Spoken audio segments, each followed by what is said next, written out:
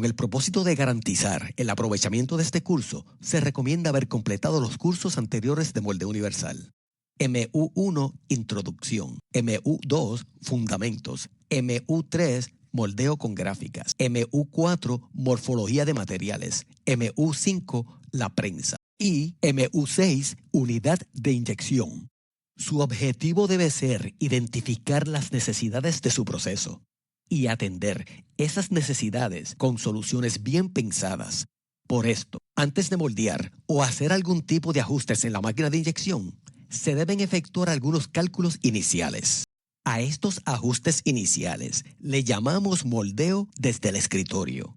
Recuerde que está trabajando con equipos costosos, no apresure el trabajo. En este curso se hablará de consumo de material, calor removido, flujo de agua, tiempo de enfriamiento estimado, control de temperaturas, consumo de material. Para determinar el consumo de material de un molde en particular, se debería saber el ciclo aproximado del proceso de moldeo en segundos, la cantidad de material requerido por el molde en gramos o en la unidad de su preferencia. ¿Cómo sé la duración del ciclo de moldeo y el consumo de material si aún desconozco el proceso? Buena observación. Obtenga estos datos del diseñador del producto o del fabricante del molde y entonces calcule consumo de material es igual a la cantidad de material dividido entre el ciclo del proceso. Por ejemplo, un molde que moldea componentes en policarbonato. El peso total requerido para llenar el molde es 275 gramos y el ciclo de moldeo esperado es 9 segundos. El consumo de material sería igual a 275 gramos dividido entre 9 segundos y el resultado sería 30.6 gramos por segundo. Esto significa que este proceso consumirá cerca de 31 gramos por segundo, 246 libras por hora o 112 kilogramos por hora. Calor removido. El calor removido, Q, es la cantidad de calor removido por unidad de masa en un termoplástico en particular. Este se mide normalmente en unidades de BTU hora, kilowatts y toneladas de enfriamiento, donde 1 kilowatt es igual a 3.415 BTU por hora. Una tonelada de enfriamiento por refrigeración es igual a 12.000 BTU por hora. Y una tonelada de enfriamiento por torre es igual a 15.000 BTU por hora. Entonces, calor removido Q es igual a la cantidad de material total multiplicado por la energía requerida por el material, todo dividido entre el ciclo del proceso, donde cantidad de material total es igual a la cantidad de material que toma llenar el molde en gramos. Energía requerida por el material es igual a la energía removida del material por unidad de peso en julios entre gramos. Ciclo del proceso es igual a la duración del ciclo en segundos. La tabla a continuación muestra la energía requerida por ciertos materiales. De aquí podemos obtener que policarbonato PC requerirá 368 julios de energía por cada gramo o 158 BTU por cada libra. Recuerde que los valores provistos en esta tabla son una referencia. Obtenga los valores reales de su suplidor de resina. Ejemplo, un molde moldeando componentes en policarbonato con un peso total requerido para llenar el molde de 275 gramos y con un ciclo esperado de 9 segundos. ¿Cuánto calor consumiría? De la tabla anterior, leemos que policarbonato precisa una energía de 368 julios por gramo. Sustituyendo en la ecuación antes provista, calor removido, Q, sería igual a 275 gramos del peso, multiplicado por una energía de 368 julios por gramo, todo dividido entre un ciclo de 9 segundos. Esto nos daría 11.244 julios por segundo, que es igual a 11.244 watts. Esto significa que para enfriar este molde necesitará consumir de su sistema de enfriamiento 11.24 kilowatts o 38.400 BTU por hora. ¿Cómo utilizo esto cuando se especifica la carga para un chiller o una torre de enfriamiento en unidades de toneladas? Fácil, utilizando las conversiones anteriormente provistas. Una tonelada de enfriamiento por refrigeración es igual a 12,000 BTU por hora.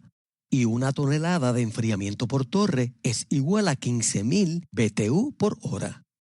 Para un chiller sería 38,400 BTU por hora dividido entre 12,000 BTU por hora por cada tonelada de chiller, y esto nos daría 3.2 toneladas. Para una torre sería 38,400 BTU por hora dividido entre 15,000 BTU por hora por cada tonelada de torre, y esto nos daría 2.6 toneladas. Esto significa que el molde conectado a un chiller demandará una carga de 3.2 toneladas. Y si es conectado a una torre de enfriamiento, esta verá una carga de 2.6 toneladas. Otro método utilizado por la industria es la utilización de tablas provistas por los manufactureros de equipos de enfriamiento. Por ejemplo, en la tabla provista podemos ver que el policarbonato requeriría 1 tonelada de refrigeración, o sea chiller, por cada 30 kilogramos por hora de material o por cada 65 libras por hora. Hagamos el ejemplo anterior, donde un molde de componentes de policarbonato con un peso total de 275 gramos y un ciclo esperado de 9 segundos. De acuerdo a la tabla, el factor de energía de policarbonato es 30 kilogramos por hora por tonelada o 65 libras por hora por tonelada. Sustituyendo, el consumo de material sería igual a 110 kilogramos por hora o a 242 libras por hora. La ecuación de calor removido Q será igual al consumo de material dividido entre la carga termal del material. Sustituyendo, nos daría que 110 kilogramos por hora dividido entre 30 kilogramos por hora por tonelada sería igual a 3.7 toneladas de refrigeración. O 242 libras por hora dividido entre 65 libras por hora por toneladas sería igual a 3.7 toneladas de refrigeración. De acuerdo a estos cálculos, el equipo de refrigeración, o sea el chiller, verá una carga de 3.7 toneladas. ¿Por qué la carga obtenida en este ejemplo es algo distinta de la calculada en el ejemplo anterior? Importante pregunta. Las constantes de policarbonato utilizadas en ambos ejemplos provienen de fuentes distintas. Es por esto que deben asegurarse de que las constantes provengan de fuentes confiables, como el manufacturero de su resina. Flujo de agua. El flujo de agua por los pasajes del molde remueve el calor del material fundido dentro del molde. Consecuentemente, el agua observará un incremento de temperatura. Este incremento se le llama ΔT. O sea, ΔT es igual a temperatura del agua saliendo menos temperatura del agua entrando. La conexión de las mangueras de agua al molde se hacen en paralelo, no en serie. La conexión en serie no garantiza igual remoción de calor a través de todas las cavidades del molde. En otras palabras, las cavidades al principio del flujo verán una remoción de calor distinta a las cavidades a la salida del agua. Aun cuando la conexión en serie sea más fácil, haga las conexiones en paralelo. Así, garantizará uniforme remoción de calor y uniforme distribución de temperatura en las cavidades. ¿Qué tan uniforme debe ser la temperatura entre las cavidades? Menor de 2 grados centígrados o 4 grados Fahrenheit entre cavidades. Consúltele al diseñador del molde cuál es el diferencial de temperatura entre cavidades más adecuado para su molde. ¿De cuál temperatura hablamos? ¿Del agua o del metal en las cavidades?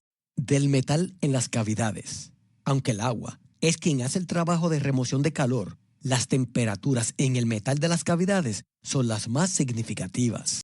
Otro efecto que debes saber es que el flujo de agua a través del molde debe ser turbulento y no laminar. El flujo turbulento es más eficiente removiendo calor que el laminar. ¿Cómo sé si el flujo de agua es turbulento? La turbulencia se consigue aumentando el caudal de agua entrando al molde. El caudal debe ser lo suficiente para garantizar un factor llamado número Reynolds, que indica si el flujo es turbulento o es laminar. Este factor es función del flujo y de la geometría de los conductos. Una simple manera de garantizar turbulencia es reduciendo el delta-T del agua a través del molde. Por ejemplo, con procesos rápidos, menos de 10 segundos, el delta-T debe estar cerca de 1 grado Celsius o 2 grados Fahrenheit. Con procesos lentos, mayores de 30 segundos, el delta-T debe estar cerca de 3 grados Celsius o 5 grados Fahrenheit. Con procesos intermedios, el delta-T debe estar cerca de 2 grados Celsius o 4 grados Fahrenheit. Consúltele al diseñador del molde cuál es el caudal, flujo de agua, la temperatura del agua y el delta-T del agua más adecuado para su molde. El flujo de agua lo determina con la siguiente ecuación. Flujo de agua Q es igual a Q minúscula dividido entre Cp multiplicado por delta-T, donde Q mayúscula es igual al flujo de agua. Q minúscula es igual al calor removido del plástico por ciclo, Cp, el calor específico del agua, y delta-T, el diferencial de temperatura del agua entrando y saliendo del molde. ¿El calor específico Cp es siempre el del agua? No necesariamente. Procesos extremadamente calientes utilizan aceite y procesos muy fríos utilizan una mezcla entre agua y anticongelante. Obtenga el valor de Cp que corresponda al líquido de transferencia de calor utilizado. Por ejemplo, el calor específico del agua a 13 grados Celsius o 55 grados Fahrenheit es igual a 4.2 kilojulios kilogramos Celsius o 1 BTU libra grados Fahrenheit. Por ejemplo, un proceso consume 190 gramos de polipropileno cada 12 segundos. La temperatura del agua entrando al molde es 13 grados Celsius, 55 grados Fahrenheit. Y dado a que es un ciclo promedio, se asumió un delta-T de 2 grados Celsius o 4 grados Fahrenheit. ¿Cuál sería el consumo de calor y el flujo de agua requerido? Las constantes son: energía requerida del polipropileno es 670 julios por gramos. El calor específico del agua a 13 grados Celsius o 55 grados Fahrenheit es igual a 4.2 kilojulios por kilogramos grados Celsius y la densidad del agua es igual a 1 kilogramo por litro. Sustituyendo 190 gramos por la cantidad de material total, 670 julios por gramo por la energía requerida por el material y 12 segundos por el ciclo del proceso. Esto nos daría 10.608 julios por segundo. Entonces, utilizando la ecuación de flujo de agua, sustituimos 10.61 kilojulios por segundo por el calor requerido, 4.196 kilojulios por kilogramos centígrados por el calor específico y 2 grados centígrados por el delta-T. Esto sería igual a 1.26 kilogramos por segundos de agua, que es lo mismo que decir 1.26 litros de agua por segundo, que es lo mismo que decir 75.85 litros por minuto. Este proceso requerirá un flujo de agua de 75.9 litros por minuto o 20.1 galones por minuto. Una forma simplificada de determinar el flujo de agua de Chile requerido por un proceso es con la ecuación galones por minuto de agua es igual a 24 por las toneladas de chiller, todo dividido entre el delta-T del agua. Ahora, para determinar el flujo de agua de torre requerido por un proceso, utilizamos galones por minuto de agua de torre es igual a 30 multiplicado por las toneladas de torre, todo dividido entre el delta-T del agua, donde GPM es igual a galones por minuto de agua. Toneladas de chiller es igual a las toneladas de chiller requeridas para enfriar el molde. Toneladas de torre es igual a las toneladas de torre requeridas para enfriar el molde. Delta-T es igual a la temperatura saliendo del molde menos la temperatura entrando. Esto en grados Fahrenheit. Recordando que la conversión delta-T a grados Fahrenheit es igual a 9/5 multiplicado por el delta-T grados centígrados. Con procesos rápidos, menos de 6 segundos, utiliza un delta-T de 2 grados Fahrenheit o 1 grado centígrados. Con procesos lentos, mayores de 30 segundos, utiliza un delta T de 5 grados Fahrenheit o 3 grados centígrados. Con procesos intermedios, utiliza un delta T de 4 grados Fahrenheit o 2 grados centígrados. Ejemplo anterior. El proceso consume 190 gramos de polipropileno cada 12 segundos con un delta T de 2 grados centígrados o 4 grados Fahrenheit. ¿Cuál sería el consumo de calor y el flujo de agua requerido? Anteriormente se mencionó que el consumo de material se calcula dividiendo la cantidad de material entre el ciclo del proceso. Sustituyendo, obtenemos 190 gramos dividido entre 12 segundos. Esto es igual a 15.8 gramos por segundo. También es igual a 125 libras por hora. De la tabla antes mostrada, carga termal para refrigeración, obtenemos que polipropileno, PP, demanda 35 libras por hora por tonelada. La carga en toneladas la obtenemos con calor requerido es igual a consumo de material dividido entre la carga termal del material. Sustituyendo obtenemos calor requerido es igual a 125 libras por hora dividido entre 35 libras por hora por tonelada.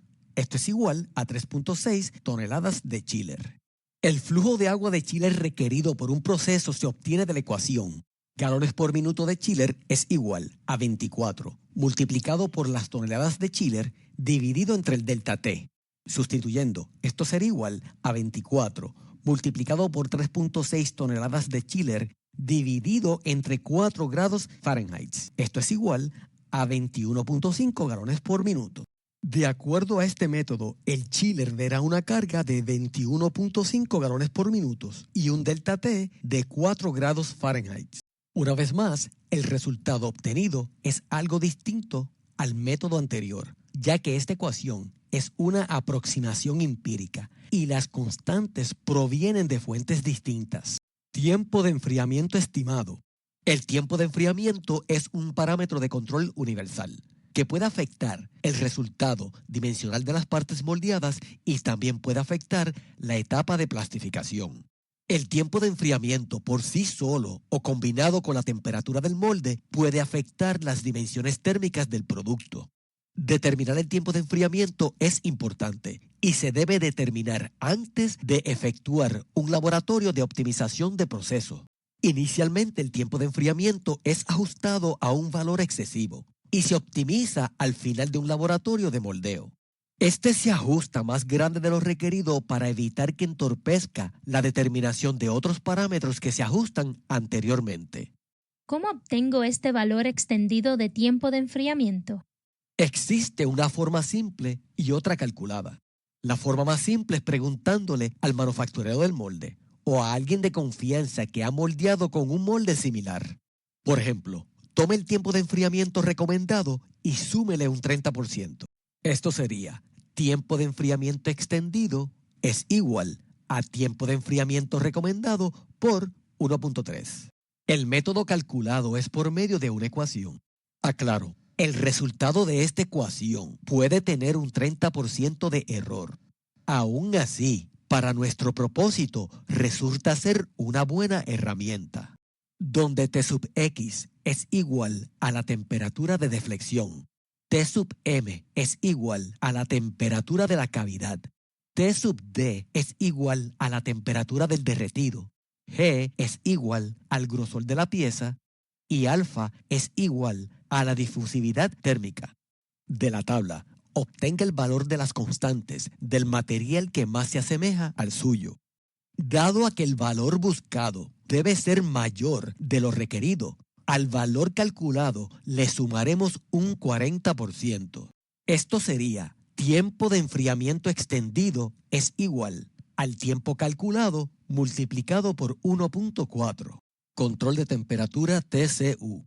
El controlador de temperatura, llamado TCU por sus siglas en inglés, es el responsable de mantener un flujo y una temperatura constante. Durante el moldeo, la remoción de calor del molde es quien dicta las dimensiones térmicas. Recuerda, estas son las dimensiones que son función del encogimiento. El flujo de agua, al igual que la temperatura del agua, son los factores que debemos controlar durante la remoción del calor.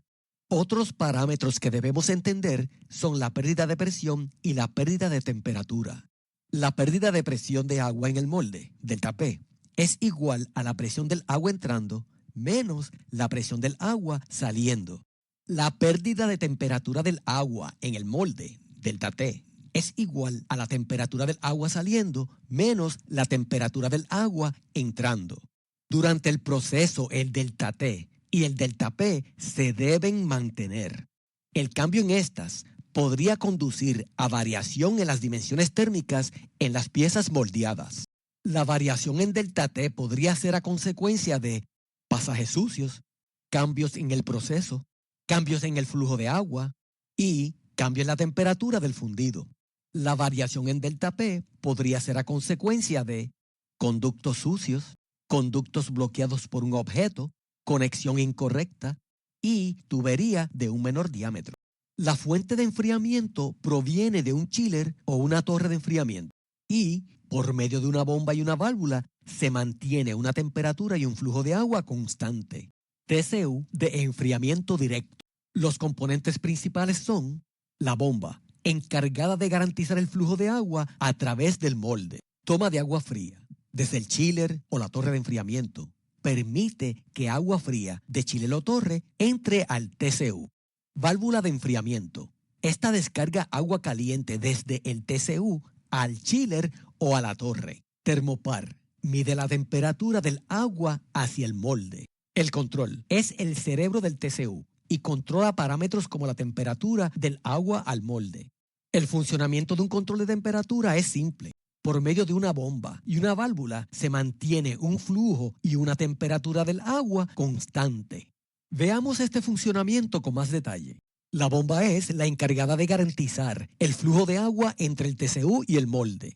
Cuando el control detecta que la temperatura hacia el molde quiere aumentar, abre la válvula permitiendo que esa agua caliente retorne al chiller o a la torre. Entonces, agua fresca entra al TCU por el lado de succión de la bomba. TCU con enfriamiento directo y calentamiento directo. Por medio de una bomba, una válvula y una resistencia de calor se mantiene un flujo de agua constante y una temperatura constante. La fuente de enfriamiento proviene de un chiller y una torre de enfriamiento. Además posee una resistencia de calor para asistir la incrementación de temperatura efectivamente. Los componentes principales son la bomba, encargada de garantizar el flujo de agua a través del molde. La toma de agua fría permite que agua fría de chiller o de torre entre al TCU. La válvula de enfriamiento, esta descarga agua caliente desde el TCU al chiller o a la torre. El termopar mide la temperatura del agua hacia el molde. La resistencia de calor se enciende para asistir a aumento de temperatura de agua efectivamente. La válvula de descarga es un dispositivo de seguridad que protege el sistema de sobrepresurización. El control es el cerebro del TCU y controla parámetros como la temperatura del agua al molde. Veamos este funcionamiento con más detalle. La bomba es la encargada de garantizar el flujo de agua entre el TCU y el molde. Cuando el control detecta que la temperatura hacia el molde quiere aumentar, abre la válvula permitiendo que esa agua caliente retorne al chiller o a la torre. Entonces, agua fresca entra al TCU por el lado de succión de la bomba. La resistencia de calor solo encendería para incrementar la temperatura del agua cuando el proceso así lo requiera. ¿Por qué una resistencia de calor si podemos utilizar el calor del molde y la fricción del sistema para calentar el agua? Desde el punto de vista costo-energético aparenta ser ineficiente, pero no necesariamente. La resistencia solo enciende asistiendo el aumento de la temperatura del agua. Digamos que durante el arranque de un molde, donde el agua del chiller le llega a 30 grados centígrados y lo deseas operar a 90 grados centígrados, le tomaría bastante tiempo llegar a esa temperatura si dependiera de la fricción y el calor del molde. Además, durante la optimización de dimensiones térmicas, donde varias temperaturas del agua deben ser evaluadas para estudiar el efecto, habría que esperar demasiado entre cada incremento de temperatura. ¿Qué sucede si la bomba del TCU no garantiza el flujo determinado en un molde en particular? Entre muchos efectos podría tener variación en dimensiones térmicas entre cavidades y el tiempo de enfriamiento se podría extender. ¿Existen moldes que requieran ser conectados a más de un TCU? Sí existen, y es muy común ver más de uno por molde. Esto se hace para mejorar el desmolde de las partes, para corregir dobladuras, para garantizar alguna característica mecánica de las piezas moldeadas, como la deformación de cristales en una parte del producto moldeado, etc. Existen otros estilos de TCU, como el de flujo negativo, el circuito cerrado y el de aceite. Flujo negativo.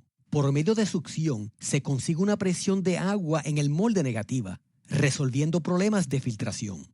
Circuito cerrado. Este separa el agua del molde del agua de proceso, con el objetivo de minimizar depósitos de contaminantes y minerales en el molde. Por aceite. El fluido de transferencia son aceites que permiten rangos de temperatura altos, 120 grados centígrados a 290 grados centígrados. Cada proveedor de TCU ofrece múltiples opciones. Una opción que debería considerar es la purga de moldes. Este dispositivo le permite vaciar el agua del molde, evitando el derrame de agua durante el mantenimiento de moldes. Todos estos equipos vienen provistos con dispositivos de protección. Algunas de estas protecciones son alarmas ajustables y alarmas preajustadas en fábrica. Algunas alarmas ajustables son límites de temperatura y límites de presión. Algunas alarmas ajustadas en fábrica son temperatura máxima operacional del sistema y la mínima presión permitida que proviene del chiller o torre. Estas alarmas son principalmente para proteger el equipo. ¿Por qué alarmas para garantizar una presión del chiller o la torre mínima? La alarma de presión mínima previene que se dañe la bomba del agua a consecuencia de cavitación. El agua que proviene del chiller es la que presuriza la entrada del agua al TCU, típicamente mayor de 1 bar, para evitar que la bomba se dañe. ¿Cómo sé a dónde conecto el TCU? ¿Al chiller o a la torre? Buenísima y significante pregunta, pero antes de contestar, debo comentar que la temperatura del chiller o la torre debe estar por lo menos 5 grados centígrados más frío que la temperatura que usted desea ajustar en el TCU. Esto se hace para compensar por las pérdidas de calor a consecuencia de la fricción y el calor que proviene del molde. Si la torre de enfriamiento provee agua a 30 grados centígrados, conecte los TCUs que requieran operar a 35 grados centígrados o más. Todo molde que requiera menos de 35 grados centígrados se debe conectar al chiller.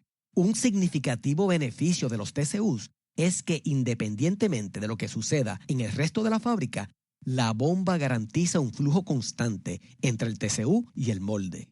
¿Cómo que independientemente de lo que suceda en el resto de la fábrica?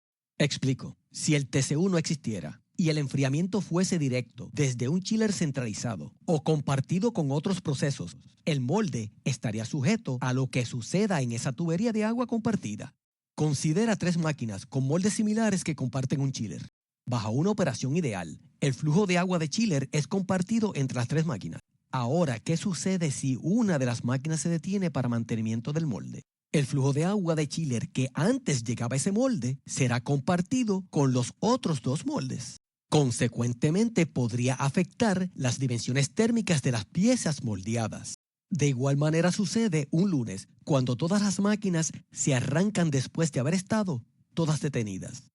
Según se van encendiendo las máquinas, se afectarán las que ya están en operación. Un escenario bastante complicado. Resumen. Una parte del calor transmitido al agua circulando entre el TCU y el molde proviene de la fricción. Las conexiones de las mangueras deben ser en paralelo. El flujo de agua debe ser turbulento. El delta T del agua debe ser menor de 3 grados centígrados o 5 grados Fahrenheit. La temperatura del metal de las cavidades debe ser uniforme, un diferencial menor de 2 grados centígrados. La pérdida de presión a través del molde se debe mantener. La pérdida de temperatura a través del molde se debe mantener. Y el TCU independiza el flujo de agua al molde del sistema centralizado. Repasemos.